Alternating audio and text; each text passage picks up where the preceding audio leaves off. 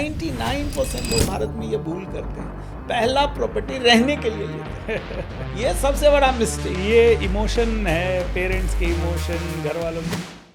ये कैसे find out करें कि कौन सा बिल्डर ऑथेंटिक है, कौन सा नहीं है? क्योंकि कई जगह ऐसे भी मैंने किस्से सुने हैं जहाँ लोगों को हमने सेल करवा दिया, मान लीजिए, बाद में वो बिल्डर ने तो समय पे पोजीशन दे पाया, पोजीशन दे दिया तो सुविधाएं नहीं दे पाया, फिर लोगों का एक्सपीरियंस बहुत ख़राब हुआ, कईयों के पैसे अटक गए।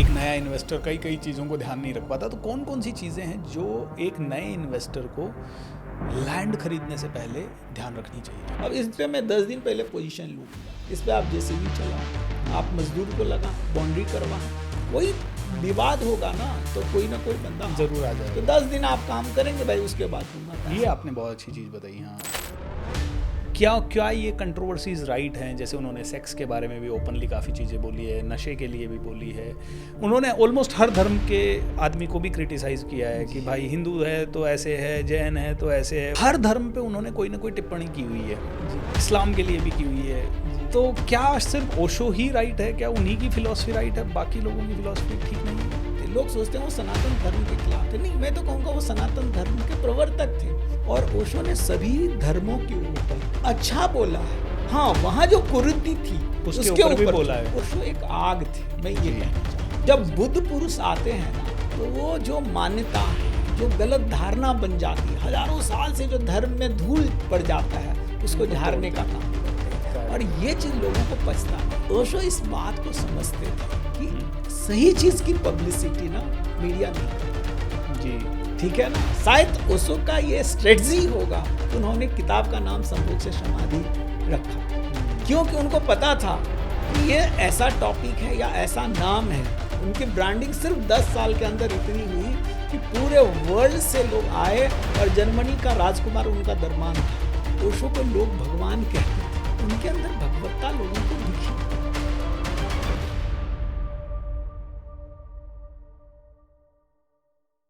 रियल एस्टेट में पैसा बनाना सबसे ज़्यादा आसान भी है और सबसे ज़्यादा ज़रूरी भी है। पता है क्यों?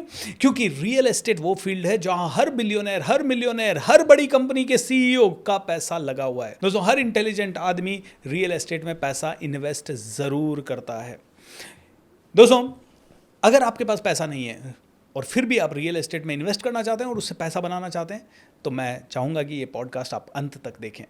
रियल एस्टेट क्या है, कैसे ये आपको ग्रोथ देगा, बिना पैसे के कैसे ये बिजनेस करें, ऐसे कई सवालों के आंसर्स आपको इस पॉडकास्ट से मिलेंगे। साथ ही साथ आपको मिलेगा अध्यात्म से भी जुड़ी हुई कुछ गंभीर बातें, जैसे कि कुछ फिलॉसफीज़ जिन्होंने दुनिया बदली है, ज़िंदगी बदली है, ज़िंदगियाँ बदली है।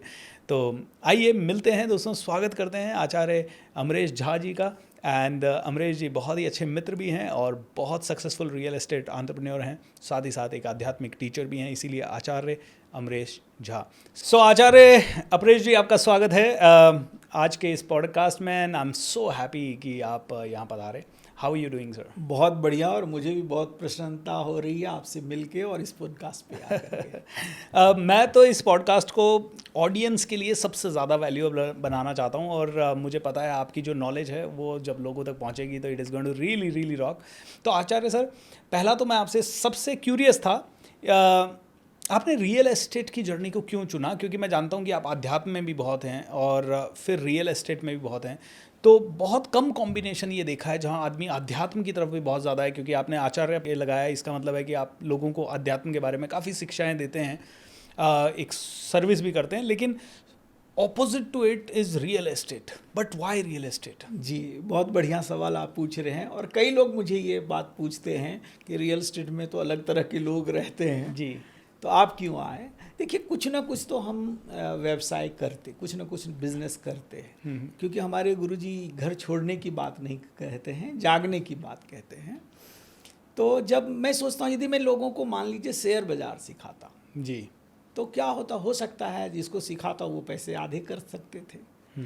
लेकिन मैं पिछले 20-22 वर्षों के मेरा जो एक्सपीरियंस रहा, शुरू में मैं रियल एस्टेट में एज ए इन्वेस्टर आया, मेरा कुछ और बिजनेस था, तो हमने देखा कि वो पैसा कालांतर में ग्रो ही किया, कभी माइनस में नहीं गया, ओके, मल्टीप्लाई हुआ।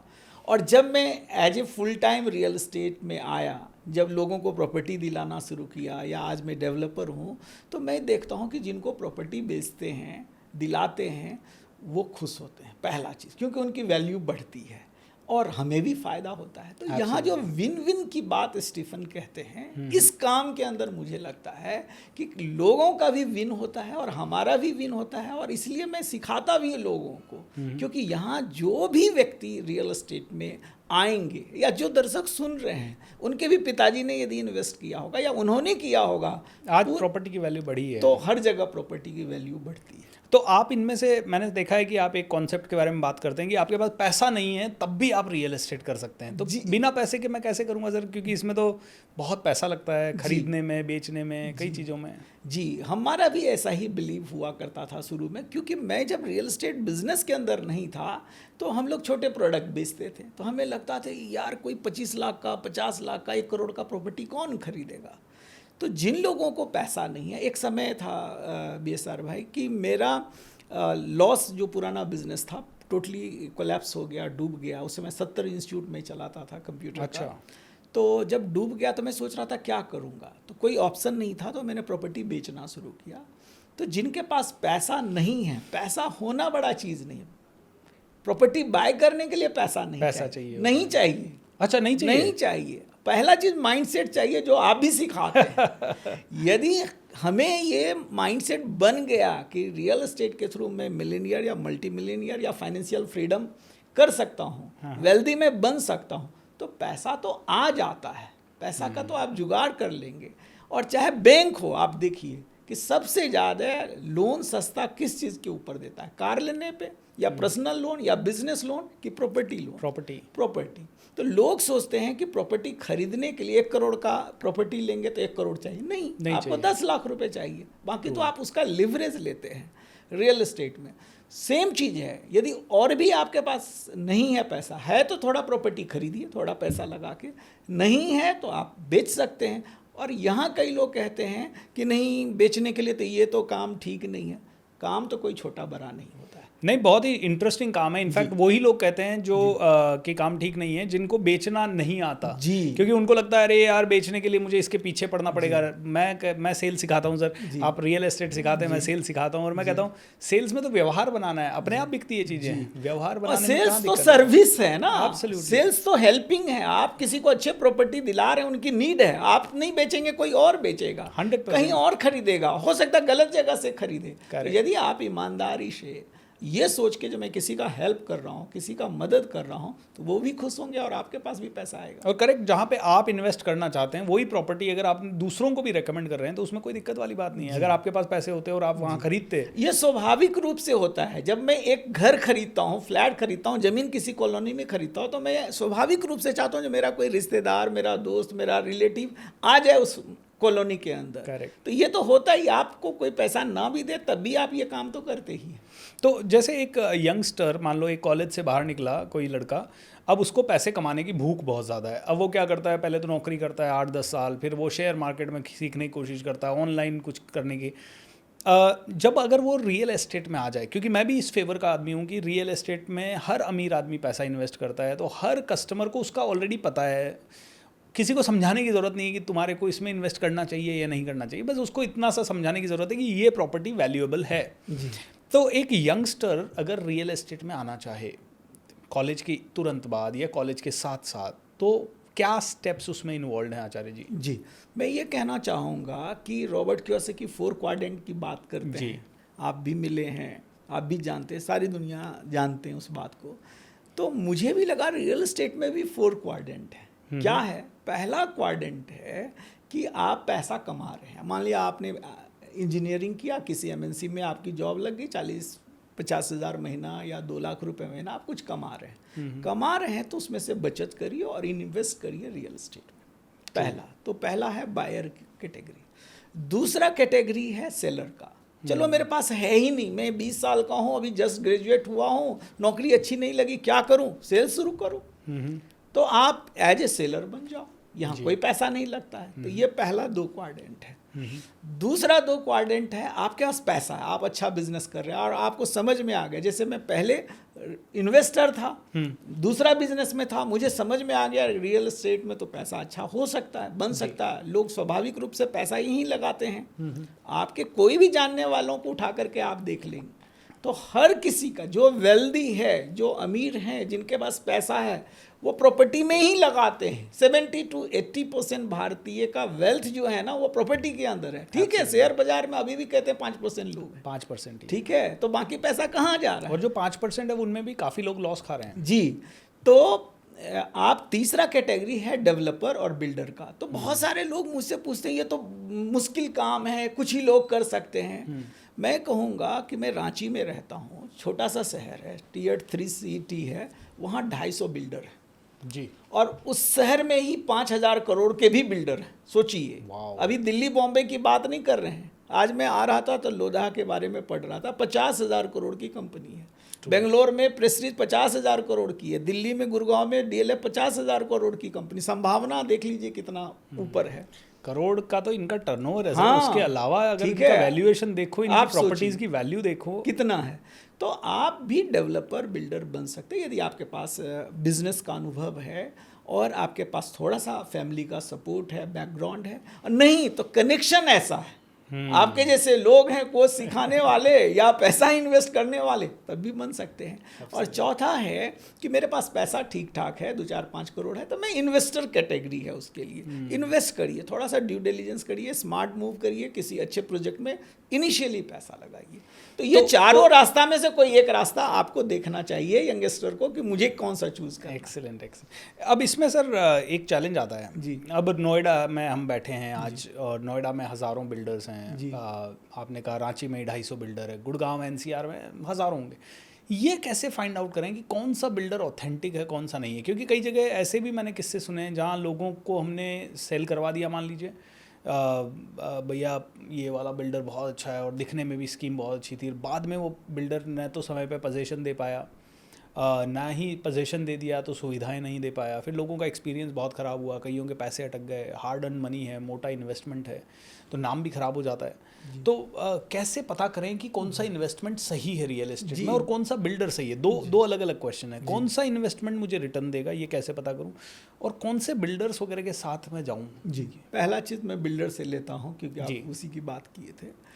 मुझे याद है कि इसी नोएडा में जब मैंने शुरू किया मैं ढूंढ रहा था मेरा पुराना बिजनेस के बाद, तो एक बिल्डर के साथ मुझे किसी ने, मेरा कनेक्शन ठीक ठाक था, मेरे किसी दोस्त ने मीटिंग कराया। उनके 3-4 प्रोजेक्ट चल रहे थे इसी नोएडा एक्सटेंशन, और पूरे नोएडा एक्सटेंशन और दिल्ली में सबसे ज़्यादा होर्डिंग बोर्ड उनका ही लगा हुआ था। अच्छा। हाँ, मैंने शुरू में काम थोड़ा दिन शुरू किया, लेकिन मेरी भीतर की आत्मा ने कहा कि यार यहाँ कुछ गड़बड़ मुझे लग रहा है।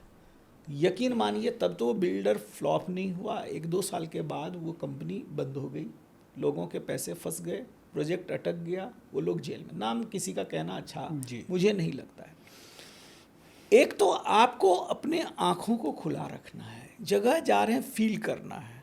तो कैसे किसी को देख के तो चलो मैं समझ गया या मुझे भगवान ने ऐसी बुद्धि दी, लोग कैसे पकड़ेंगे?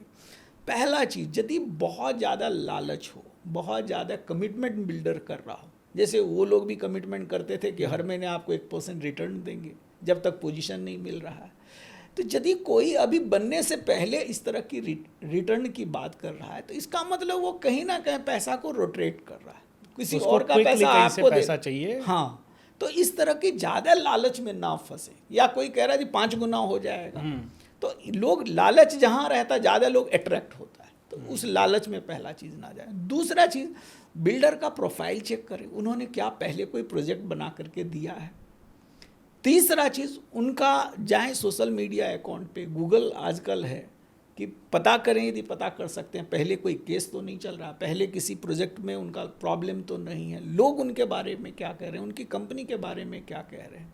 छोटा शहर में तो हर आदमी को पता चल जाता है, लेकिन यदि बड़े शहर में, नोएडा ऐसे जगह में है, तो यहाँ भी जो अच्छे बिल्डर हैं उनके बारे में लोगों को पता है जी। तो इस तरह से आप ड्यू डिलिजेंस करेंगे। ये नहीं कि मेरा दोस्त कह रहा है, मेरा रिश्तेदार कह रहा, हो सकता है उस दोस्त को या रिश्तेदार को कमीशन मिल रहा हो, या वो अपने लालच में आपका जाके करोड़ों रुपए लगा दिया। आप अपनी बुद्धि से काम लें, थोड़ा सा रिसर्च करें। हाँ, यदि प्रोजेक्ट है तो रेरा में अप्रूव्ड है कि नहीं, पहले थोड़ा सा ये दिक्कत था, रेरा में नहीं होने की वजह से, कानून नहीं होने की वजह से बिल्डर कुछ करते थे गड़बड़। अब रेरा कानून होने से अब देखेंगे कि ज़्यादा गड़बड़ नहीं हो रहा है, क्योंकि गवर्नमेंट का नज़र भी है। अब ये प्रॉब्लम नहीं है, लेकिन फिर भी थोड़ा सा बिल्डर का प्रोफाइल, प्रोजेक्ट किस कंडीशन में है, अभी किस स्टेज में है, वहाँ काम चल रहा है कि नहीं, बंद तो नहीं पड़ा हुआ है, पता चला। तो इन चीज़ों को आप देखेंगे तो मुझे लगता है कि आपका गड़बड़ नहीं होगा, आप अपने पैसे को सेफ रखेंगे। दूसरा आपने पूछा सवाल कि कैसे हमें कौन सी प्रॉपर्टी खरीदना चाहिए। तो देखिए, मैं तो जो किया हूँ वो बताना चाहूँगा कि यदि आपके पास थोड़ा पैसा है और कम पैसा है तो डेवलपिंग एरिया के अंदर आप प्रॉपर्टी लें। गलती लोग क्या करते हैं ना, जो मैं इस घर में रह रहा हूँ, मेरा बाजू वाला कोई ज़मीन बिक रहा है, बाजू वाला फ्लैट मिल रहा है, बंगला मिल रहा है और 4 गुने कीमत पे मिल रहा है, तो मैं वहीं खरीदता हूँ जी। तो वो 4 गुना जो ऑलरेडी प्रॉपर्टी कीमत पे बिक रहा है वो कभी भी डबल नहीं होगा, होगा तो पता नहीं 20 साल लगेगा। ट्रू। तो यदि आप प्रॉपर्टी ले रहे हैं तो किस चीज़ के लिए ले रहे हैं। यदि आप रहने के लिए ले रहे हैं तो चलो इस एरिया में, मैं अच्छे एरिया में, अच्छे सोसाइटी में, फिर आप ले सकते हैं। लेकिन यदि आप इन्वेस्टमेंट सोच करके ले रहे हैं, जो ये पैसा बढ़े, ये कल को 5 गुना हो जाए, 2 गुना हो जाए, 10 गुना हो जाए, तो आपको डेवलपिंग जगह में लेना चाहिए, जहाँ कोई बड़ा चीज़ आ रहा हो, कोई मेट्रो लाइन बिछ रहा हो, कोई यूनिवर्सिटी आ रहा हो, कोई गवर्नमेंट का अच्छा प्रोजेक्ट आ रहा हो, कोई स्मार्ट सिटी आ रहा हो। ऐसे जगह पे यदि आप प्रॉपर्टी बाय करते हैं तो संभावना है कि आपका ग्रोथ ज़्यादा मिलेगा। एक्सेलेंट। ये बिल्कुल सही कहा आपने कि क्योंकि है ना, लोग जल्दी जल्दी सोचते हैं कि हर प्रॉपर्टी ही डबल हो जाएगी, जो ऑलरेडी ओवर प्राइज्ड है वो कैसे होगी। तो मेरा तो एक ही थॉट रहता है कि जहाँ ओवर प्राइज्ड है वहाँ नहीं लो, और जहाँ पे आपको लगता है जो सिटी ग्रोइंग है, जैसे मैं पुणे में मैंने लास्ट ईयर एक प्रॉपर्टी ली थी 2 साल पहले, तो वो काफ़ी पॉश एरिया में था, लेकिन वो प्रोजेक्ट शुरू ही हो रहा था जी। और जब प्रोजेक्ट शुरू हो रहा था तो मुझे पता था उस एरिया में उसकी कीमत 1000% बढ़ेगी, क्योंकि वो बिल्कुल प्राइम एरिया, बिल्कुल हाईवे के ऊपर एरिया, और प्रोजेक्ट अभी शुरू ही हो रहा है। तो जो शुरुआत में बिल्डर को बेचने के लिए वो प्राइस लो रखेगा, और जैसे ही वहाँ पे 50% भी सेल हो गया तो वो प्रोजेक्ट हाई कर देगा। तो मेरा हमेशा लोगों को रहता है कि जहाँ पे भी आपको खरीदना है, प्रोजेक्ट या तो बन रहा है या प्री सेल स्कीम में है ना, तो वहाँ जल्दी से जल्दी आप ले लो। बिल्कुल आप सही कहे, प्रॉपर्टी भी एक तरह, हम लोग भी जो बेचते हैं एक तरह से फ्लाइट के टिकट के जैसा है। एब्सोल्युटली। फ्लाइट में जो है जब सीट खाली रहता है तो आपको बहुत सस्ता, वही 2-3-4 हज़ार में फ्लाइट की टिकट मिल रही होती है। एक दिन बाद आपको जाना है तो वही टिकट आप 20,000 की लेते हैं, क्योंकि अब सीट कम है। सेम चीज़ प्रॉपर्टी में भी है। आपने बिल्कुल ठीक कहा कि इनिशियली स्टेज में थोड़ा सा वहाँ भी खतरा, वहाँ भी मैंने कहा कि आपको स्मार्ट बनना पड़ेगा। वहाँ भी बिल्डर को देखना होगा कि उन्होंने पहला क्या किया, क्रेडेंशियल कैसा है, और ज़मीन का क्या स्टेटस है, राइट डीलिंग है, जॉइंट वेंचर है, या वो प्रॉपर्टी खरीद के कर रहा है कि नहीं, वो लीगल चीज़ को, फॉर्मेलिटीज़ को पूरा किया है कि नहीं। और जब इनिशियली लेंगे तो मे बी आपको, यदि इन्वेस्टमेंट कर रहे हैं तो आपको लास्ट तक रुकने की भी ज़रूरत नहीं है। हो सकता है 2 साल बाद प्राइस अप्रिशिएट करेगा तो आप एग्जिट ले सकते हैं, पैसा 2 साल में आपका डबल। अब यहाँ पे कई लोग सर जो इन्वेस्ट करने भी जाते हैं वो फंस जाते हैं। वो कहते हैं 2 साल बाद प्राइस बढ़ गई, 1.5 गुना हो गई, 2 गुना हो गई जी। अब उनका ये सही समय है बेचने का, ये कैसे पता चलेगा? क्योंकि वो वहाँ पे एक थॉट और आता है, 1 साल और रुक जाते हैं शायद 1 करोड़ और बढ़ जाएगा, 2 साल और रुक जाते हैं शायद डबल का 4 गुना हो जाएगा। और वो कई बार ऐसा होता है कि वो डबल पे जाके या तो रुक जाता है या नीचे आ जाता है। तो कैसे पता करें कि what is the right time? बहुत सुंदर सवाल है। एक्चुअली जब हम कोई प्रॉपर्टी लेने जाते हैं ना, उसी समय हमें एग्जिट प्लान भी दिमाग में रखना चाहिए कि ये जो प्रॉपर्टी मैं ले रहा हूँ, क्या मैं लेगेसी के लिए ले रहा हूँ, नेक्स्ट जनरेशन के लिए ले रहा हूँ? ये भी तो हो सकता है मैं बेचूंगा ही नहीं, मेरे बच्चे रहेंगे। जी। यदि आप सोच रहे हैं कि मुझे ये इन्वेस्टमेंट के पर्पज से लेना है, मैं कहूँगा कि यदि 1 साल में 50% मिल जा रहा है तो दुनिया में क्या 50% का रिटर्न देता है? एग्जिट कर लीजिए, क्यों हम 5 साल वेट करेंगे? करेक्ट। यदि 2 साल में भी चलो 50% है तो आप एग्जिट ले सकते हैं। यदि 3 साल 4 साल लगाएं, डबल हो गया, निकल लो ना, दूसरे प्रॉपर्टी में फिर पैसा लगाएंगे। यदि कम पैसा, ये मैं शुरू में लोगों को कहता हूँ, इनिशियली जो हमारे साथ जुड़ते भी हैं उनको मैं यही कहता हूँ कि यदि आपके पास मान लो 1 मिलियन से कम है, मतलब 8-10 करोड़ से कम है, बहुत लोग सोचते हैं कि पहले दिन से रेंटल इनकम में आए, शुरू में रेंटल में नहीं जाना है, क्योंकि आप 1 करोड़ लगाएंगे आपको 10-15 हज़ार 20 हज़ार रेंट आएगा, तो आप वेल्दी नहीं बनेंगे। तो शुरू में क्या करना है, आपको एग्जिट प्लान लेकर के थोड़ा सा आपको फ्लिपिंग करना है, और बाद में जब हमारे पास इतना पैसा इकट्ठा हो गया कि मेरी ज़रूरत है 5 लाख की और मेरा डिज़ायर लाइफ 10 लाख की है, अब मेरे पास 10 करोड़ रुपए आया, तो 10 करोड़ का मैं एक इन्वेस्टमेंट करूंगा और उससे 10 लाख महीना कमाऊंगा। ऑसम। ठीक है दोस्तों यहाँ पे आपको बता दूं, कई लोग प्रॉपर्टी फ्लिपिंग से बहुत अमीर बन जाते हैं। प्रॉपर्टी फ्लिपिंग मतलब, मैंने प्रॉपर्टी में आचार्य जी ने जैसे कहा कि प्रॉपर्टी में आप घुसो, आपने एग्जिट प्लान किया कि 50% का रिटर्न आते ही निकल जाएंगे, 50% का रिटर्न आते ही निकल गए, 1 करोड़ का 1.5 करोड़ बनाया, अब 1.5 करोड़ में से कुछ पैसा अपने पास रख लिया, कुछ पैसा वापस री इन्वेस्ट किया, फिर फटाक से ऐसे ही प्लान करते करते करते करते आप 10 साल के अंदर आपने 100 सौदे कर लिए, 50 सौदे कर लिए, and you become very rich, है ना आचार्य से? बिल्कुल बिल्कुल सही है। तो शुरू में यही मॉडल अच्छा है।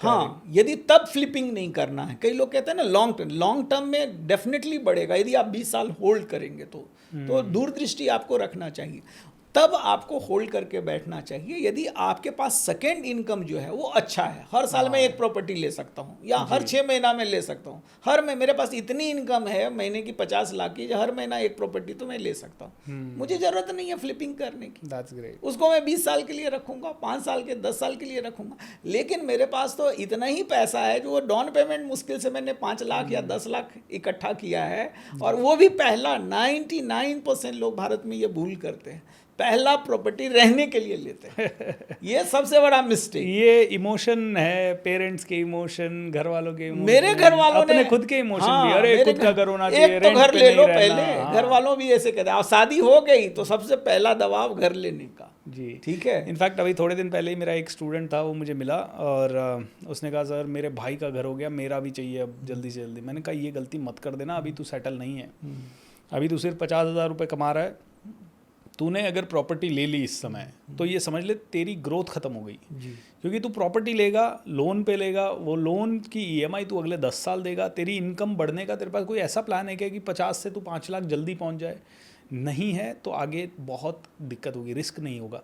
तो आचार्य जी यहाँ पे अगर किसी को बिल्डिंग लाइन में, लेट्स से मैं कहता हूँ आज मैं घुसूँ आपकी तरह, नया घुस रहा हूँ और 10 साल में मुझे 100 करोड़ से ज़्यादा का टर्नओवर के लेवल पे पहुंचना है जी, तो आपके हिसाब से मुझे क्या एडवाइस होगी आपकी कि आज मेरे पास लेट्स से 1 करोड़ की ही कैपिटल है और मैं चाहता हूँ 10 साल में 100 करोड़ की मेरी कैपिटल हो जाए, टर्नओवर हो जाए या समथिंग लाइक दैट, तो what should be my action plan? मुझे लगता है भारत में अब सारे युवा जो लोग आपको सुनते होंगे जरूर 100 करोड़ का गेम प्लान करते होंगे। ठीक है, और मैंने भी कभी 100 करोड़ का ख्वाब देखा था। देखिए 100 करोड़ बनाना अब मुश्किल नहीं है। ठीक है, थोड़ा सा पहला चीज़ तो भाई मैजिक ऑफ थिंकिंग रिच करो। ठीक है पहले वो रिच वाला माइंडसेट क्रिएट करो। लोगों के साथ गलती क्या है ना, वो पहले ही नकार देते हैं, वो कहते नहीं ये तो होगा ही नहीं, जो सुन रहे हैं और वो सोचेंगे नहीं होगा तो आपके लिए नहीं है। करेक्ट। लेकिन यदि आप सोचेंगे जो मुझे 100 करोड़ का बिजनेस बिल्ड करना है, 100 करोड़ का टर्नओवर करना है, 100 करोड़ का वेल्थ क्रिएट करना है, संभव हो सकता है। मेरे पास तो 1 करोड़ रुपए भी नहीं थे जब मैंने शुरू किया।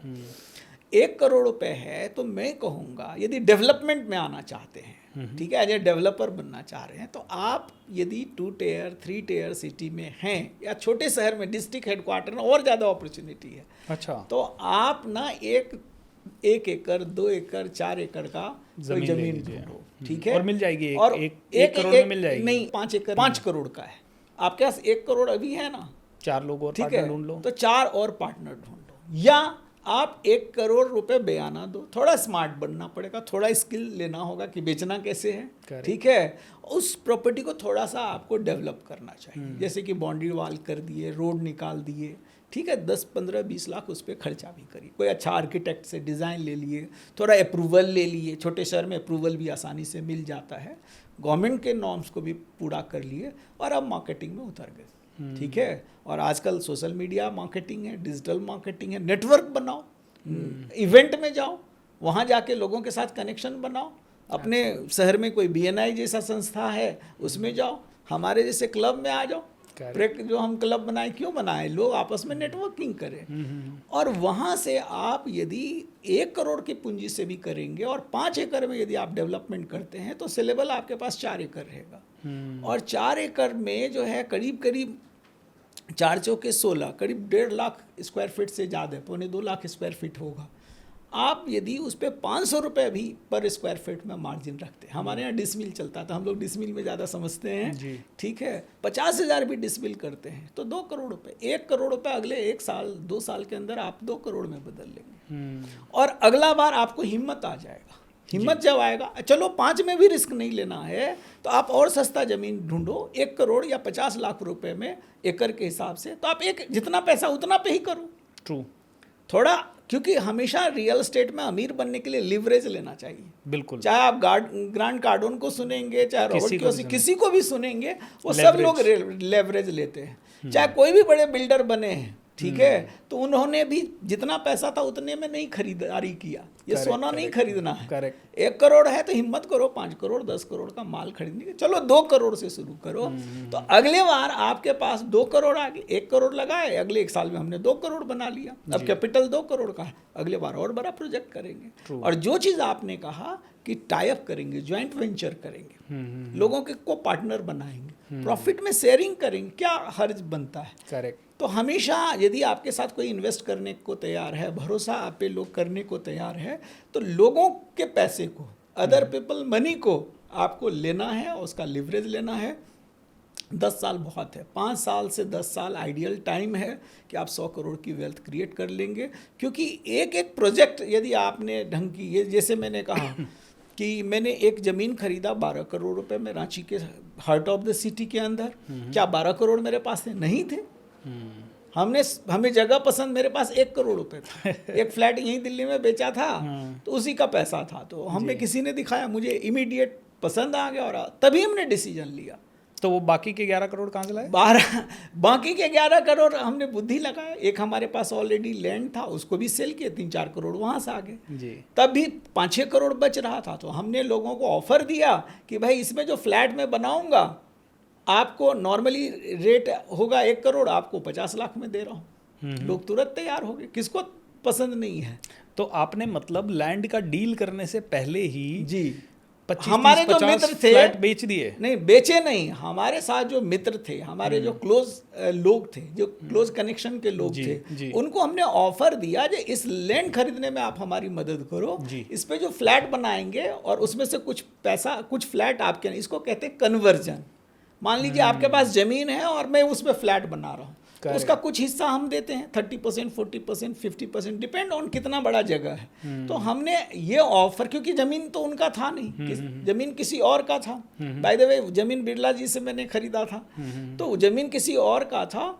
और हमारे जो मित्र थे उनको कहा कि ये जगह मैं खरीद रहा हूँ, इस पे हाई राइज अपार्टमेंट बनाऊंगा 12 तल्ले का, और एक फ्लैट कम से कम 1 करोड़ की होगी, तो आप पैसा लगाना चाहो तो लगाओ। तो उन्होंने पैसे मुझे दे दिए और हमने कहा कि इसमें से इतना हिस्सा आपको लैंड देंगे, लैंड के बदले में मैं आपको फ्लैट देंगे।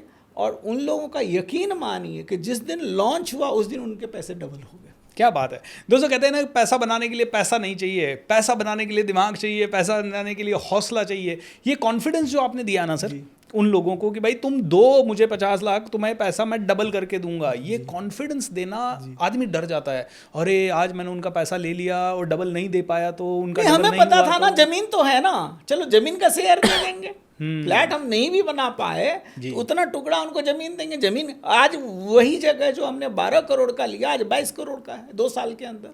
क्या बात है। तो पैसा तो ऐसे भी डबल होना था, सिर्फ जमीन भी हम दे देते, ठीक है, तब भी डबल होना था। तो आचार्य जी अब तो फिर 100 करोड़ का एक सिंगल स्कीम लॉन्च करना बनता है आपका। डेफिनेटली देखिए, आने वाले समय परमात्मा चाहेगा तो कोई हो सकता है अगला प्रोजेक्ट 100 करोड़ रुपए का हो जाए। तथास्तु तथास्तु। सर रियल एस्टेट में जितने फ्रॉड होते हैं जी, उनसे कैसे बचा जाए? जैसे आज स्पेशली लैंड में खरीदारी में, मैं तो कहता हूँ लैंड मुझे खरीदना बड़ा अच्छा लगता है, और क्योंकि मैंने सबसे ज़्यादा रिटर्न लैंड में देखा है कि भाई मैंने जब भी जहाँ पे भी लैंड लिए, वो अगर 1 करोड़ की ली है तो 2-3-4 सालों में ही वो 2 करोड़ 2.5 करोड़ 3 करोड़ की हो जाती है। और कभी कभी तो वो इतना अच्छा रिटर्न दे जाती है कि ऐसे होश उड़ जाते हैं कि रातों रात ये कैसे हो गया इतना।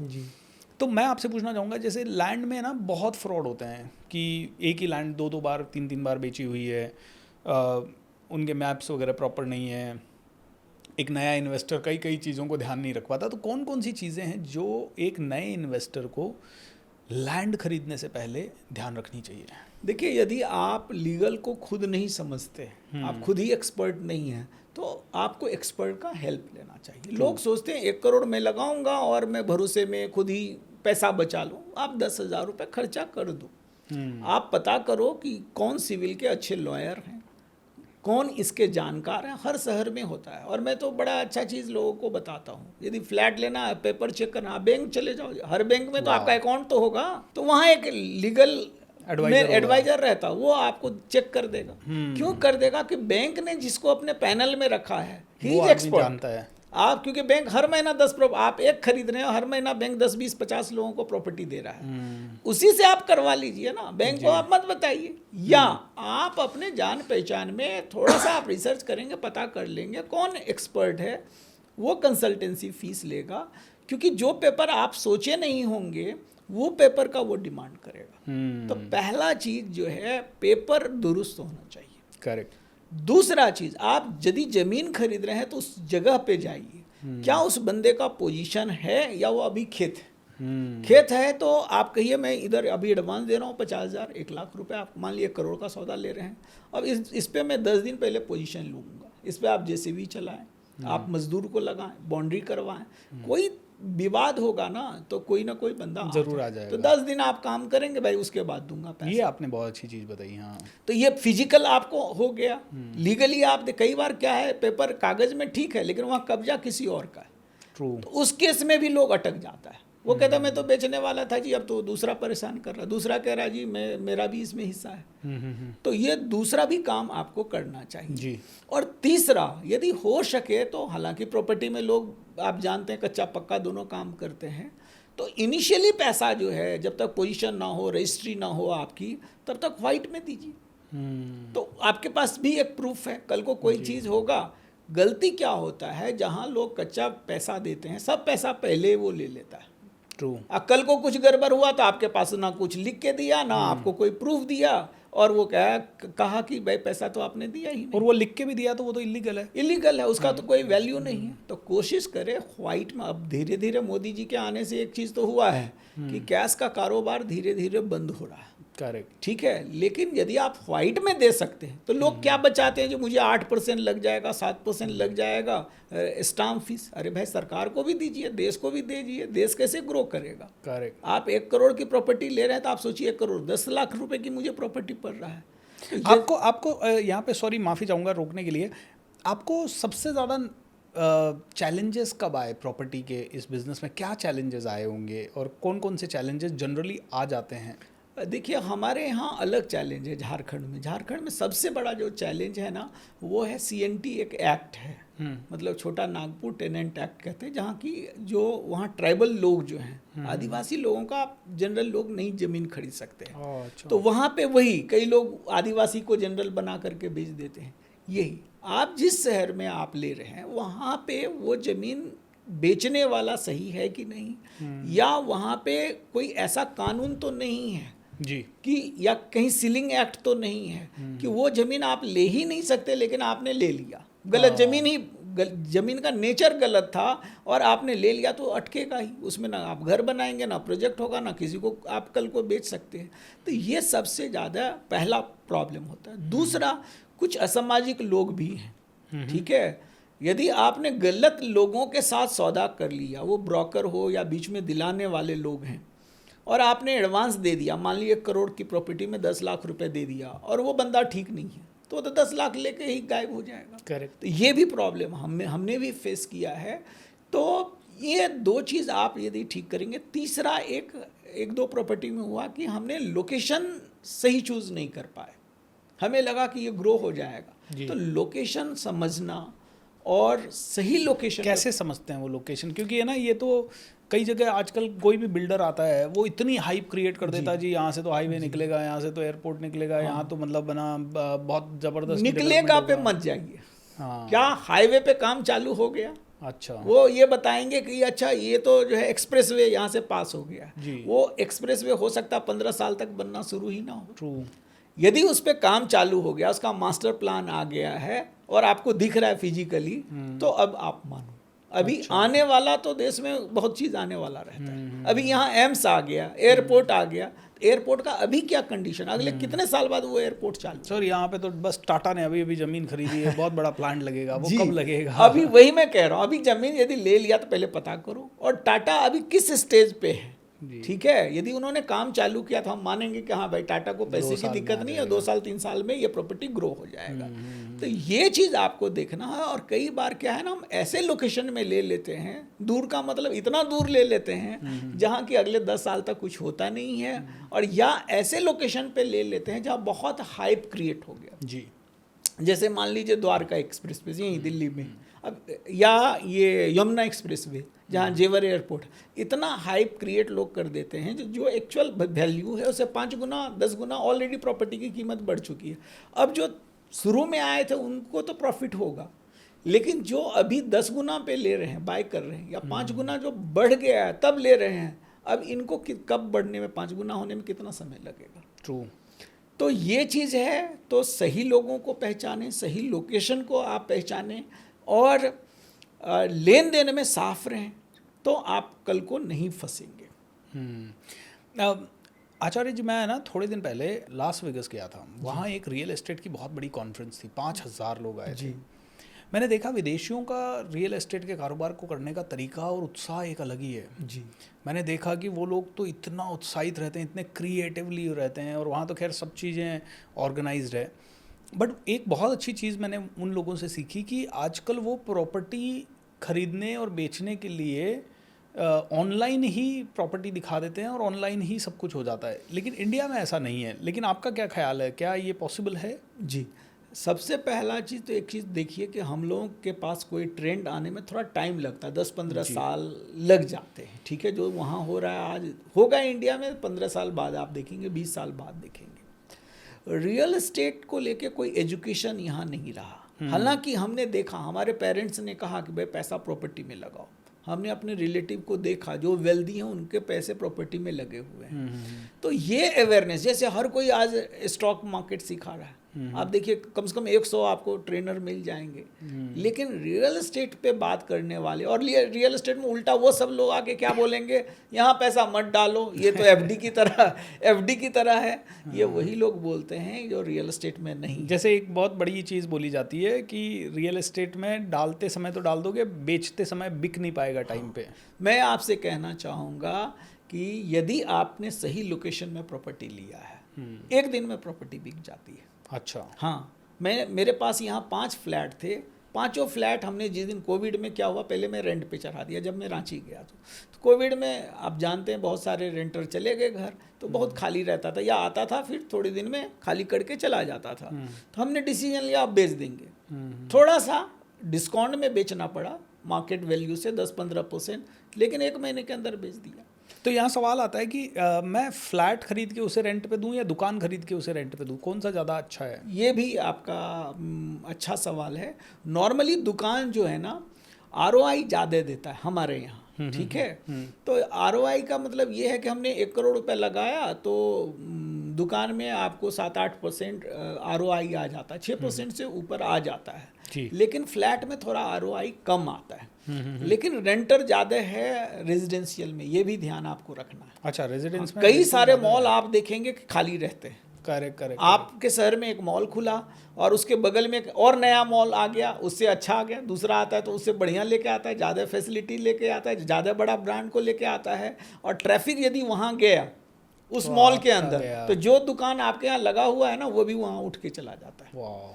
तो कमर्शियल लेते समय में, ठीक है, आपको ये देखना है कि बहुत ही प्राइम लोकेशन है। अब दिल्ली में कोई कनॉट प्लेस में एक दुकान लेता है, कभी खाली नहीं रहेगा, कभी खाली नहीं होगा। आपके शहर का कनॉट प्लेस कौन सा, वहाँ कोई बिल्डिंग, जैसे आपने कहा कि बहुत प्राइम लोकेशन में वो फ्लैट बन रहा था, तो आपके शहर में, जैसे मुझे संजोग से अपॉर्चुनिटी मिल गया, जहाँ मैं फ्लैट बना रहा हूँ रांची का हार्ट है, तो मुझे पता है उस लाइन में 100 से ज़्यादा हॉस्पिटल है, जहाँ 5 किलोमीटर के अंदर, और कितने डॉक्टर होंगे, सारे हमारे डॉक्टर क्लाइंट है, और भी कौन टारगेट ऑडियंस तो आपको पता होना चाहिए।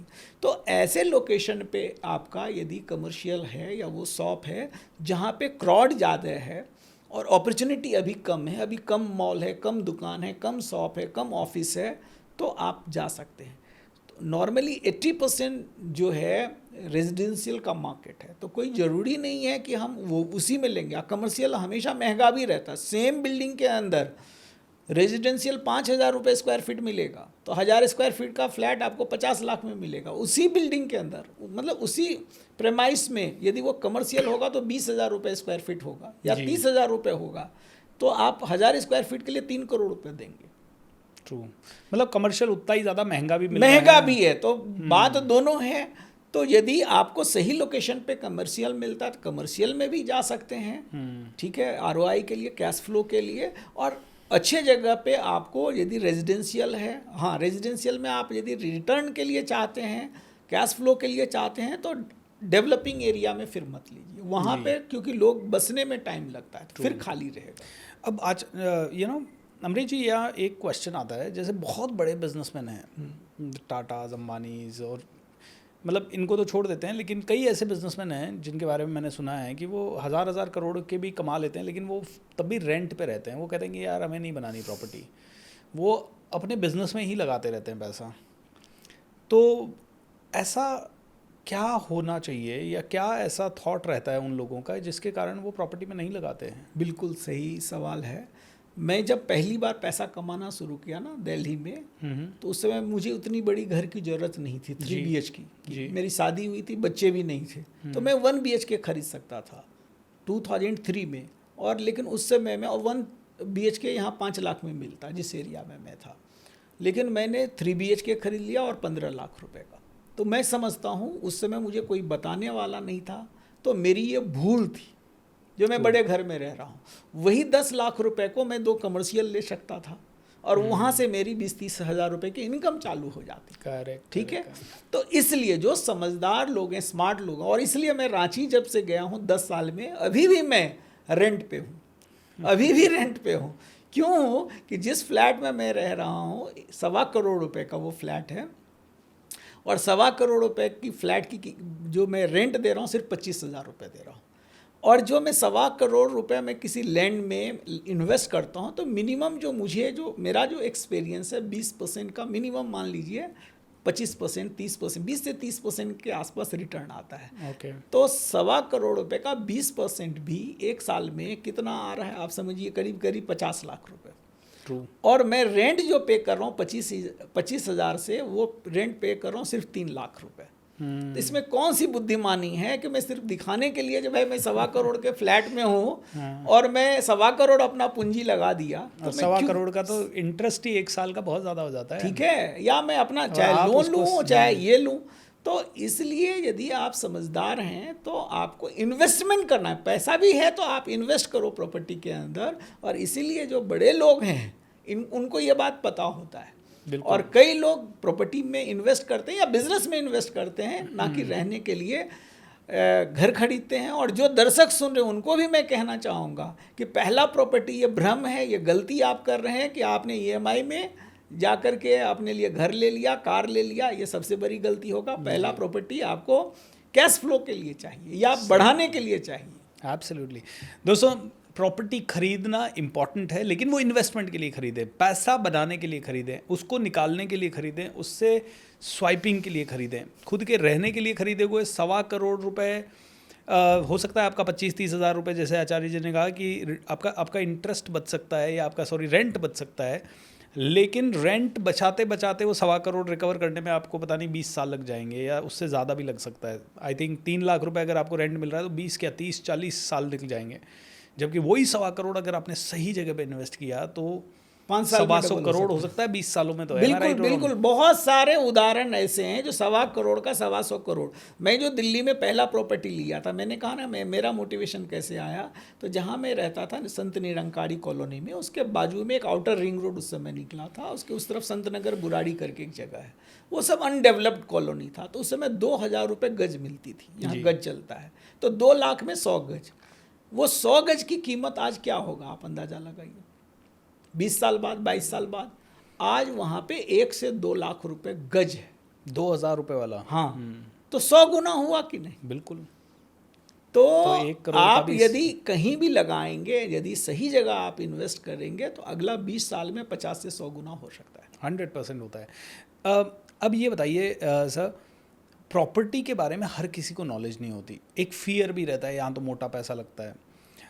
आदमी छोटा छोटा सेविंग करके लेता भी है, लेकिन वो वही होता है कि यार एक घर ले लें क्योंकि किराएदार का चिक चिक होता है, ये होता है। प्रॉपर्टी लाइन में क्या सफल वही लोग होते हैं जो आध्यात्मिक ज़्यादा रहते हैं? क्योंकि मैंने देखा आचार्य जी आध्यात्मिक बहुत है, एक नॉर्मल आदमी आध्यात्मिक तो होता है लेकिन वो बड़ा कंफ्यूज सा रहता है, आध्यात्मिक लोग थोड़ा क्लियर हो जाते हैं। तो अध्यात्म का आपके जीवन में क्या क्या रोल रहा, एंड इसने आपको प्रॉपर्टी लाइन में सफल होने के लिए क्या हेल्प किया? जी, अध्यात्म का तो मेरे जीवन में मैं पीछे मुड़ के देखता हूँ तो बहुत बड़ा रोल रहा। 2009 से पहले मैं स्पिरिचुअल नहीं था, उतना नहीं था तब भी 20 तो था, उतना ज़्यादा नहीं था। तो मैं बिजनेस कर रहा था, सफल भी था, पैसा भी था, लेकिन मैं उतना ही परेशान था, उतना ही तनाव में था, रिश्ते उतने ही गड़बड़ थे, इतना ही ईगो था, ठीक है ना, तो अहंकार ज़्यादा था। तो जब मैं स्पिरिचुअल जर्नी में आया तो मैंने देखा कि मेरे जीवन में परिवर्तन आना शुरू हो गया, मेरी सोचने समझने की चीज़ें बदल गई, ठीक है, देखने की चीज़ें बदल गई। सेम सिचुएशन है जिसमें मैं घबरा जाता था, जिसमें मैं क्रोध में आ जाता था, अब मुझे असर नहीं पड़ रहा था। ये मैंने देखा, ये सब परिणाम आने शुरू हो गए लाइफ में। जो आपने कहा क्लियरिटी, ये करूँ ना करूँ, आधे लोग इसी में संशय में रहते हैं, ठीक है, मन डोलते रहता है, संशय खत्म हो जाता है और कॉन्फिडेंस, आत्मविश्वास आता है। क्योंकि जब आप जानते हैं कि मैं कौन हूँ, मैं आत्मा हूँ, तो एक कॉन्फिडेंस आता है, आत्मविश्वास जब आता है तो आप कोई भी डिसीजन लेंगे, फोकस बढ़ता है लाइफ में। तो ये सब चीज़ होने से आप जो भी करेंगे और नियत ठीक होता है। तो जैसे अमरेश झा, आचार्य अमरेश झा कैसे बने? जी, तो ये 2009 में मेरा जो पुराना बिजनेस था वो अच्छा नहीं चल रहा था। तो जब कहते हैं ना, वो दुख में सुमिरन सब करे, सुख में करे ना कोई, जो सुख में सुमिरन करे तो दुख काहे को। तो जब आप परेशान होते हैं तो तब इन चीज़ों को खोजते हैं, जो कोई गुरु मिल जाए, कोई गाइड मिल जाए, कहीं भगवान मिल जाए। तो मैं थोड़ा खोजी था। तो पहले मैं सफल जब हुआ ना तो मेरे ड्रीम बढ़ते। बाहर की चीज़ों में आपको यदि एक कार की इच्छा है तो अगली बड़ी कार की इच्छा हो जाएगी। तो मेरा भी ड्रीम हो गया कि मैं अब राजनीति करूँगा और वहाँ सांसद बनूँगा। तो हमारे गुरुदेव एक लाइन लिखते हैं आनंद गीता में, कहते हैं, जो है उसका करता न मान, जो नहीं मिला तो मन है आसान, मन है आसान तो जो भी करो पाएगा दुख अनिवार्य हो। तो जो मिलता है ना उस पर हमारा ध्यान नहीं जाता है। मेरे पास सब था जो हमने चाहा था, लेकिन तब भी मन दुखी था। क्यों? कि मेरी चाहत अब कुछ और हो गई थी और वो मुझे दुख दे रहा था। तो जब मैं गुरुजी से मिला, जब मैं ध्यान के रास्ते में आगे बढ़ा, तो क्या हुआ, एक समझ डेवलप हुई, ठीक है, हमारा स्वभाव हंस जैसा बनना शुरू होता है। तो और उसके बाद जब मेरी समझ बढ़ी, मैं शांत हुआ, प्रसन्न हुआ। पहले सोचते हैं ये मिल जाएगा तो मैं खुश होऊंगा, ठीक है, और आप सब लोग, सभी कोच ये सिखाते हैं कि भाई आप खुश रहना शुरू करोगे तो सफलता मिल जाएगी जी। तो ये फ़ायदा हुआ। और हमने कहा ना, हमारी नीयत अच्छी होने लगी, हम विन की बात सोचने लगे। हमें लगा कि नहीं, हम दूसरे का भला की बात पहले सोचें। तो जब इस भाव के साथ, मंगल भाव के साथ, दूसरे की मदद की भाव से, दूसरे के अच्छे की भाव से, हमारे गुरुदेव एक और चीज़ कहते हैं, संत और संसारी में एक भेद है। जब एक संसारी किसी से मिलता है, मान लिया मैं आपसे मिला, तो मैं क्या सोचूंगा, अच्छा BSR सर से मुझे क्या फ़ायदा मिल सकता है, क्या इनका लिवरेज ले सकता हूँ। लेकिन एक संत प्रवृत्ति, एक साधक क्या सोचता है कि मैं आपके लिए क्या कर सकता हूँ। तो जब आप अध्यात्म के पथ पे होते हैं तो आपकी सोच में ये चेंज आता है कि आप लोगों के लिए मंगल कामना करते हैं, मंगल भाव से भरते हैं, लोगों की मदद की भाव से सोचते हैं। तो डेफिनेटली उसका रिजल्ट, जब आप सबके लिए मंगल सोचेंगे तो आपका भी परमात्मा मंगल करेगा। How beautiful. तो जैसे आपके गुरुदेव जो हैं वो ओशो से डायरेक्टली, उन्होंने ओशो के शिष्य रहे हैं जी। और तो सारी की सारी ओशो की शिक्षाएं जो है वो, वैसे तो मैंने काफ़ी सुना है, काफ़ी डीप हैं। बट वो काफ़ी कंट्रोवर्शियल भी रहे हैं, तो ये कंट्रोवर्सीज का क्या रोल रहा है अध्यात्म में?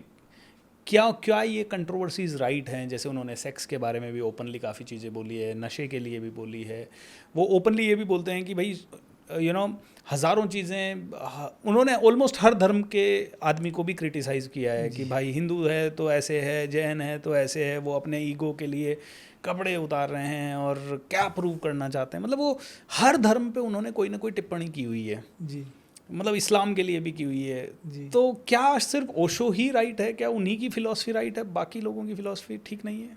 नहीं, सबसे पहला चीज़ तो मैं कहना चाहूँगा कि ओशो को लोगों ने गलत समझा, ठीक है ना। वो एक पार्ट है, जैसे जी, वो जी। हाथी की एक बिल्कुल, एक हाँ, एक एक पूंछ बाल पकड़ लिया, पकड़ बाल लिया, पकड़ हाँ। लिया, समझ रहे हैं हाथी ऐसा है, जी, ठीक जी, है जी, ना। जी। तो ओशो को लोग इतना ही सुना। ओशो की यदि किताब की आपने सेक्स की बात किया तो 650 किताब है। जी 650 में एक किताब का नाम है संभोग से समाधि की ओर। सब लोग उसी किताब की बात करेंगे। वो भी किताब पढ़े नहीं होंगे, क्योंकि यदि पढ़ते तो वो ये नहीं कहते वो किताब कुछ गलत आई है, have read it and I have heard many things. ठीक है। तो कहने का मतलब ये है, ओशो एक आग थे, मैं ये जी। कहना चाहूँगा। नहीं 101%। जब बुद्ध पुरुष आते हैं ना, तो वो जो मान्यता है, जो गलत धारणा बन जाती है, हजारों साल से जो धर्म में धूल पड़ जाता है, उसको उनको झाड़ने तोड़ते का हैं। काम करते हैं। Correct. और ये चीज़ लोगों को पचता नहीं है। जी जीसस को भी तो सूली चढ़ा दिया था। आप Correct. सोचिए, आज क्रिश्चियनिटी पूरी दुनिया में है तो उसको भी लोग नहीं माने। महावीर के कान में कील ठोक दिया था। करेक्ट। किसी को भी, भगवान बुद्ध को जहर दे दिया था एक जी, तरह से, जी। ठीक है। तो किसी को भी लोग छोड़ते नहीं हैं। यदि आप सत्य कहेंगे तो सत्य इतना कड़वा होता है, ठीक है। और ओशो इसीलिए वो किसी धर्म के खिलाफ नहीं थे। लोग सोचते हैं वो सनातन धर्म के खिलाफ थे, नहीं, मैं तो कहूँगा वो सनातन धर्म के प्रवर्तक थे। जैसे भगवान बुद्ध ने, महावीर ने, और जैसे भगवान कृष्ण राम ने किया, वही काम किए हैं ओशो, जगाने की बात, ठीक है। चाहे संतों गीता दर्शन, ओशो ने भगवान कृष्ण पे जो प्रवचन दिया है, मैं कहूँगा हर इंसान को जरूर एक बार पढ़ना चाहिए। आपकी सारी ओपिनियन बदल जाएगा कि ओशो ने जो भगवान कृष्ण को जिस तरह से समझाया। खुद मेरे गुरुदेव कृष्ण मेरी दृष्टि में एक किताब है, ठीक है, जिसका अब नाम बदल गया है, कृष्ण स्मृति नाम है। वो यूट्यूब में भी होगा, आप सुन सकते हैं। उसको पढ़ के ही ओशो के फॉलोअर बने, एक किताब पढ़ने से, और भगवान कृष्ण के बारे में पढ़ के। जी तो कहने का मतलब है, ये जो हमारी धारणा है ये गलत ओशो के बारे में है। लोगों ने सुना नहीं है, समझा नहीं है। ओशो के पास कौन लोग गए? सारे उस समय के टॉप ब्रेन गए, सारे इंटेलेक्चुअल गए, कैसे पढ़े गए लिखे। होंगे? कैसे गए होंगे? और क्योंकि यही उस समय तो ये इंटरेस्टिंग, मतलब उस समय देखिए न सोशल मीडिया था, जी, जी, बहुत न सुंदर न्यूज़पेपर प्रश्न। में कोई इतना ज्यादा प्रचार बिल्कुल, था, तो बिल्कुल, कैसे आए बिल्कुल, और वो यही- भी सारे दुनिया के टॉप जी, ब्रेन आ गए कैसे? यही मैं मतलब कहना- ऐसे लोग जो रोल्स रॉयस दे रहे हैं, हीरे की घड़ियां दे रहे हैं, मेरे को मिल जाए कोई। यही मैं कहना चाहता हूँ। ओशो इस बात को समझते थे कि सही चीज़ की पब्लिसिटी ना मीडिया नहीं करता है, जी ठीक है ना। शायद ओशो का ये स्ट्रेटजी होगा कि उन्होंने किताब का नाम संभोग से समाधि रखा, क्योंकि उनको पता था कि ये ऐसा टॉपिक है या ऐसा नाम है। उनको पता था कि ये मीडिया वाले, और 10 साल के अंदर आपको मैं बता दूं, ओशो के पास पूरे दुनिया से लोग, उनकी ब्रांडिंग सिर्फ 10 साल के अंदर इतनी हुई कि पूरे वर्ल्ड से लोग आए, और जर्मनी का राजकुमार उनका दरमान था। उस समय सुपरस्टार विनोद खन्ना होते थे, तो आए तो ये नहीं कि उनको सबसे मेन आदमी बना दिया, उनको माली बना दिया, कहा कि यहाँ अहंकार नहीं चलेगा। तो उस समय पूरी दुनिया, और अमेरिका जब वो शो गए तो आपको जान के हैरानी होगी, 55,000 हेक्टेयर जगह में एक सिटी बसा रजनीशपुरम, और उस शहर में खुद का हवाई अड्डा और खुद का 3-3 जेट और 93 रोल्स रॉयल्स। आज भी किसी एक के पास एक रोल्स रॉयल्स होता है तो सारे हॉलीवुड वाले, बॉलीवुड वाले, सारे सब लोग follow उनके कर पास पहुंचे, और ओशो को लोग भगवान कहते थे। रहे हैं। जी ओशो ने खुद तो अपना उनका तो नाम रजनीश आचार्य, पहले रजनीश चंद्र मोहन था, बाद में लोग आचार्य रजनीश कहे, क्योंकि पढ़ाते थे, और लोग भगवान कहना शुरू किए। तो उनके अंदर भगवत्ता लोगों को दिखी। ओशो ने अपना नाम नहीं रखा, नहीं, ओशो ने भी कहा कि मैं भगवान हूँ, लेकिन उन्होंने ये भी कहा तुम भी तुम भगवान भी हो, भगवान, बिल्कुल सही कह रहे और हैं। मैं भगवान हूँ, इसमें कोई शक नहीं है, और तुम भगवान हो ये भी कोई शक नहीं है। हाँ, तुम जानते नहीं हो, तुम जान जाओगे तो तुम भगवान हो तुम जाओगे। भी हो जाओगे। अष्टावक्र गीता भी यही कहती है कि जी। तुम ऑलरेडी हो ये जान जाओ, बस उसी को तुम्हें अपने आप को ही जानना है, फिर सब कुछ मिल जाएगा, वही एनलाइटनमेंट है। जी, बहुत सुंदर। अब कैसे जाने वो डेफिनेटली एक अष्टावक्र लॉन्ग गीता बोले तो मैं वही कहना चाहूंगा कि अष्टावक्र लोग संभोग से समाधि की बात कहते हैं, ओशो कहते हैं अष्टावक्र महागीता में कि जहाँ गीता खत्म होती है वहाँ से महागीता स्टार्ट होता है, अष्टावक्र गीता शुरू होता है। और क्या उसमें प्रवचन ओशो ने दिया है, ठीक है। तो ओशो को मैं कहूँगा, और आज सारे बाबा देखिए, ओशो से पहले ना भारतवर्ष में कोई बाबा लग्जरी में नहीं थे, वो फकीर के भेष में थे। आज सारे बाबा अच्छी गाड़ी में घूमते हैं। हाँ, अब चेंज ओशो ने कर दिया। आज देखिए बहुत सारे बाबा चार्टर्ड प्लेन में चलते हैं और डिजाइनर ड्रेस में हैं। आज देख रहे हैं ना, तो ओशो तो आइडियल थे ही। ओशो को पढ़ते सब कोई हैं, कई लोग नाम पब्लिकली नहीं कहना चाहते हैं। तो ओशो की गलत मार्केटिंग हुई, गलत धारणा लोगों ने बनाया, और आज ओशो का युग है। अब जो ओशो कहते हैं 100 साल पहले आ गए। अब जो यूथ है ना, वो मान्यता पे भरोसा नहीं करते। ऐसे बाबाओं के पास वो भक्त नहीं बनते जो कहते हैं बस मान लो, आशीर्वाद ले लो। नहीं, अब वैज्ञानिक बुद्धि आ गया, एआई के युग में आ गए, टेक्नोलॉजी में आ गए। अब लोग मानते नहीं, वो जानना चाहते हैं कि मैं कौन हूँ। करेक्ट। तब ओशो की बात और प्रासंगिक हो रही है, और ओशो ने सभी धर्मों के ऊपर अच्छा बोला है। हाँ, वहाँ जो कुरीति थी उसके ऊपर भी बोला है, उसके ऊपर चोट वही किया। होता है कि लोगों ने 50 अच्छी चीज़ें बोली, वो नहीं सुनी, और 2 अच्छी नहीं है, तो उन्होंने कहा मैं न तो किसी का प्रशंसक हूँ, न मैं किसी का निंदक हूँ, तो मैं जो हूँ वो साफ बोलूँगा। एंड आई थिंक ये जो हिम्मत किसी में होती है वो बहुत ही ज़बरदस्त होती है, एंड इसी से काफ़ी कुछ होता है। ऐसे ही मैं कल परसों मेरा एक कमांडो ट्रेनिंग प्रोग्राम होता है, तो उसमें हम लोग बात कर रहे थे। मैं ओशो की एक किताब से ही एक वक्तव्य पढ़ रहा था, जिसमें ओशो ने कहा जितने भी आविष्कार हुए हैं जी, वो सारे कुरूप लोगों ने किए हैं, क्योंकि सुंदर लोग को तो अहंकार ही अहंकार होता है। तो ये जब मैंने बात किया, और वास्तव में जब आदमी की बॉडी बहुत सुंदर है तो definitely he feels good and all, तो उसका काफ़ी ध्यान सिर्फ शरीर की तरफ ही चला जाता है। जैसे गोरे लोगों ने हमेशा कालों को हीन समझा, तो सुंदर लोग हमेशा कई बार बदसूरत आदमी को हीन समझ लेते हैं, और जो कम खूबसूरत है वो इंसान, वो कहता है यार मैं सुंदर तो हूँ नहीं, तो उससे तो जीत नहीं सकता, तो वो अपनी बुद्धि में काफ़ी इन्वेस्ट करता है, काफ़ी चीज़ें करता है, बड़ा सोचता है, दूर का सोचता है, उसकी लाइफ में डिस्ट्रैक्शन भी कम होते हैं। तो उनका मतलब ये था। लेकिन एक बच्ची का सवाल आ गया, भले आपने ऐसे कैसे कह दिया, सुंदरता को मेंटेन करने के लिए कितना टाइम लगता है, अच्छा भी लगता है, हम अपनी बॉडी में रहते हैं, तो बॉडी तो टेम्पल है, इसका तो ध्यान रखना चाहिए। फिर मैंने उसी का व्याख्या करके यही बताया, मैंने कहा इसका मतलब ये नहीं है कि आपको अच्छा नहीं दिखना है, आपने गलत समझ लिया। इसका मतलब ये है कि आप सिर्फ पैसे से ही अटैच हो गए कि पैसा ही सब कुछ है या सुंदरता ही सब कुछ है, ये मान के पूरा जीवन आपने उसी के ऊपर लगा दिया। This is not right. So उसके ऊपर काफ़ी अच्छी, मतलब मुझे तो बड़ी अच्छी लगती है फिलॉसफी, इसीलिए मैंने कहा आपसे पूछ लेता हूँ। आचार्य जी, 3 ऐसे सूत्र जो कि अध्यात्म से रिलेटेड हैं, जो हर आदमी अपने पर्सनल जीवन में रोज फॉलो कर सकता है, और करने से जिसकी ज़िंदगी पूरी तरह से परिवर्तित हो सकती है, ऐसे कौन से 3 सूत्र हैं? पहला है कि स्वाध्याय। ठीक है, स्वाध्याय क्या है?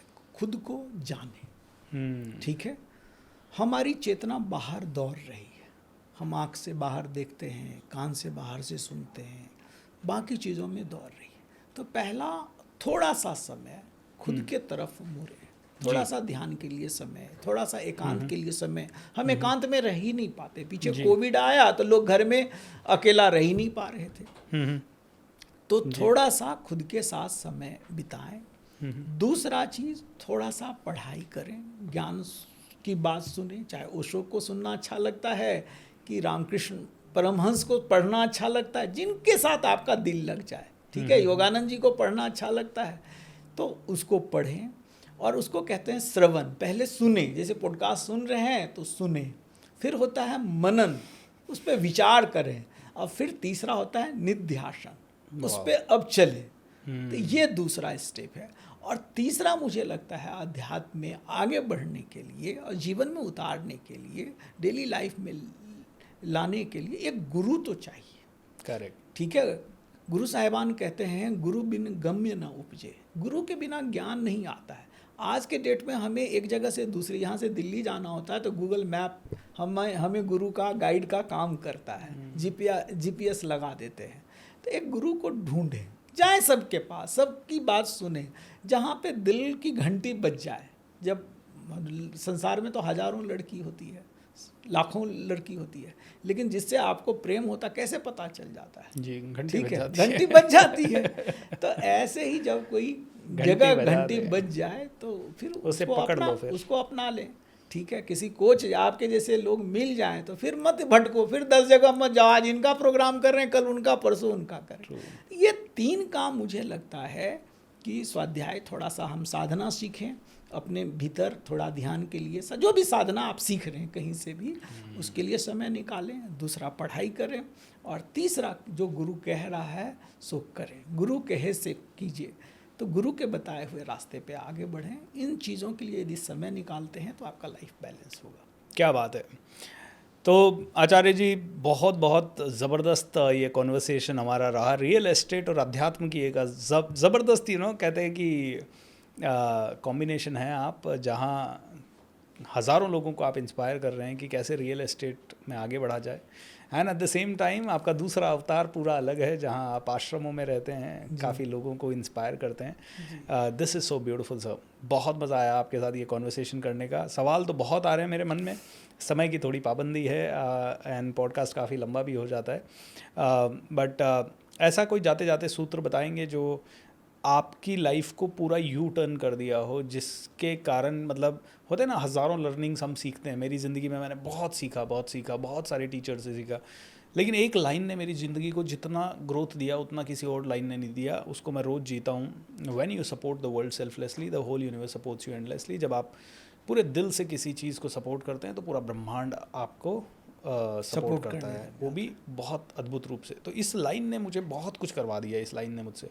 तो ऐसे आपकी ज़िंदगी में ऐसी कौन सी सीख है जिसने आपको पूरी तरह से बदल दिया हो? मैं ये कहना चाहूँगा कि परिस्थिति कैसे भी हो, जब हम जीवन जी रहे होते हैं ना, तो जीवन जो है घटनाओं का जोड़ है।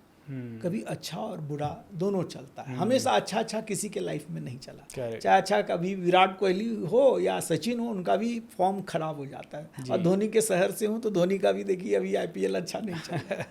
तो समय विपरीत आएंगे, घबराना नहीं, खुद के ऊपर भरोसा रखना है। जब मैं गड्ढे में था ना, तो मुझे ये भरोसा था कि इस गड्ढे से मैं निकलूंगा। तो यदि आप खुद के ऊपर भरोसा रखेंगे, ठीक है, और अच्छी लोगों के साथ संगति करेंगे। अच्छे लोगों की संगति की बात ये है कि जिसे नेपोलियन हिल कहते हैं कि मास्टरमाइंड आपके पास होना चाहिए। आप किन के साथ उठते हैं, किन के साथ बैठते हैं, क्या सुनते हैं, क्या पढ़ते हैं, किन से सीखते हैं, ऐसा ही आप बनते हैं। ट्रू, ठीक है। और मैं भी आपकी जो आप कह रहे हैं, जब सबको आप हेल्प करते हैं, तो मैं पहले भी इस पॉडकास्ट में कहा, हमारे गुरुदेव की यही शिक्षा है कि 2-3 मुख्य शिक्षा है जिसको मैं फॉलो करता हूँ। पहला है कि ग्रेटिट्यूड में जीना है। परमात्मा ने बहुत कुछ दिया, मनुष्य जीवन दिया, यही क्या कम है, 84 लाख योनियों में सर्वोपरि है। इसके लिए कभी भी धन्यवाद से नहीं भरते। जब भी मंदिर हम जाते हैं ना, तो शिकायत ही करते हैं, भगवान तुमने मुझे ये नहीं दिया, या डिमांड करते हैं, या कोई घूस देते हैं, हनुमान जी मेरा ये कर देना तो अगले बार लड्डू चढ़ाऊंगा जी। तो प्रार्थना क्या है कि धन्यवाद, ठीक है, और सहयोग मांगना भी है तो सहयोग मांगिए। हे प्रभु, मैं ये काम करने जा रहा हूँ, इसमें मेरा मदद करें। तो ये प्रार्थना होना चाहिए। धन्यवाद, रोज सुबह उठें, ग्रेटिट्यूड की प्रैक्टिस करना चाहिए, ये मैं कर रहा हूँ, यही मुझे बल दिया है। दूसरा, मंगल भाव, यानी सबके लिए मंगल, दुश्मनों के लिए भी मंगल करके देखिए, उसके अंदर भी हृदय परिवर्तन हो जाता है। और तीसरा है प्रेम भाव। प्रेम करिए। मैं तो कहता हूँ पैसे की बात भी जब करते हैं तो भाई पैसे से भी प्रेम करना होगा। पैसे को हम प्रेम नहीं, पैसे को देते हैं गाली या फिर सोचते हैं मेरे पास धन क्यों नहीं। और चौथा है आत्मभाव। मैं कौन हूँ ये जानिए, मैं आत्मा हूँ और इसके साथ जीवन जिए। यदि इसके साथ जीवन जीते हैं, मैं आपसे बात कर रहा हूँ, मुझे यदि ये ख्याल बना रहे कि मैं कौन हूँ, मेरा असली स्वरूप क्या है, तो यही कर्मयोग हो जाता है। एब्सोल्युटली। तो ये चीज़ों को मैं, और भरोसा सबसे पहले का, ये 4-5 चीज़ों को मैं अपने जीवन पे उतारा हूँ, जिस वजह से मैं ग्रो कर रहा हूँ, लोगों को भी यही कहता हूँ। मुझे भी आपके साथ बहुत अच्छा लगा इस पॉडकास्ट में। आपका बहुत बहुत धन्यवाद। Thank you Acharya ji, and बहुत अच्छा लगा, बहुत मज़ा आया। दोस्तों आपको भी बहुत मज़ा आया होगा, क्योंकि देखिए रियल एस्टेट और अध्यात्म दोनों को हमने मिलाया, बिजनेस और अध्यात्म दोनों को मिला दीजिए, रियल एस्टेट अध्यात्म दोनों को मिला दीजिए, ट्रेनिंग अध्यात्म दोनों चीज़ों को मिला दीजिए, आपकी ज़िंदगी बहुत नेक्स्ट लेवल की हो जाएगी। जितने भी लोग बहुत तेज़ी से तरक्की कर रहे हैं ना, मैं आपको गारंटी से कहता हूँ उन्हें टेक्निकल नॉलेज के साथ साथ आध्यात्मिक नॉलेज और ऊर्जा भी बहुत ज़्यादा सपोर्ट कर रही है, और आपको भी करेगी। ये छोटे छोटे सूत्र आप अपनी ज़िंदगी में अपनाएं, and I am sure you will be able to grow. Acharya ji का यूट्यूब चैनल और रियल एस्टेट की मास्टरी की वर्कशॉप्स वगैरह सभी फॉलो करें, उनके सारे लिंक्स हम आपको नीचे दे देंगे चैनल के इस वीडियो के नीचे। Would love to see you, and आपके साथ किसी दिन हमारी कम्युनिटी के लिए एक वेबिनार भी करेंगे, ताकि हमारी कम्युनिटी को भी मिल सके रियल एस्टेट की ज़बरदस्त नॉलेज, क्योंकि आई थिंक रियल एस्टेट पूरे इंडिया में बहुत ही कम लोग सिखा रहे हैं और आपने उसकी शुरुआत की है। सो कंग्रेचुलेशंस आचार्य जी। दोस्तों आप सभी भी बने रहें इस पॉडकास्ट चैनल के साथ, and at the same time इस चैनल को सब्सक्राइब करें, हज़ारों लोगों तक ये वीडियो पहुंचाएं, क्योंकि कई लोग रियल एस्टेट में काफ़ी सारी गलतियां कर रहे हैं। उनके 2 4 5 सवालों के आंसर तो यहाँ ज़रूर मिलेंगे, लेकिन एक एक सवाल का उत्तर जो है वो $1 मिलियन का है। जिसको समझ आ गया उसके करोड़ों बचेंगे और करोड़ों बना भी सकता है। Alright, thank you so much. विदा लेते हैं, take care and lots of love.